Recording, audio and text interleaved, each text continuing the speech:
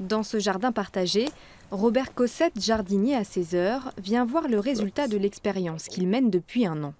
C'est vraiment une très belle année de tomates. J'ai jamais vu autant de tomates. En guise de fertilisant, il n'a pas utilisé de produits chimiques, mais sa propre urine, simplement diluée. Un engrais naturel riche en minéraux, dont Robert ne manque jamais une occasion de faire la promotion. Ce procédé. L'idée de parler d'urine, déjà, juste dire urine, voilà, les gens ont envie de se cacher, comme si on devait avoir une gêne autour de ça, mais bon, tout le monde fait pipi 5 fois par jour. Bien sûr. Et si on ne l'utilise pas pour les plantes, eh bien, ce qu'on fait, c'est qu'on utilise une chasse d'eau de 8 litres qui représente ce volume d'eau. En collectant son urine en bouteille, il économise, dit-il, 5 chasses d'eau par jour, soit 15 tonnes d'eau par an. Autant d'eau en moins à traiter pour les stations d'épuration.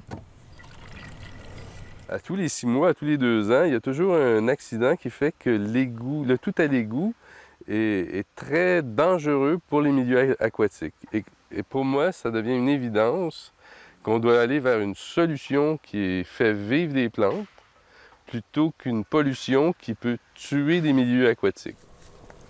Robert Cossette est même allé jusqu'à Stockholm lors de la Semaine mondiale de l'eau pour faire goûter les fruits de son expérimentation et apporter sa solution au problème de la ressource en eau.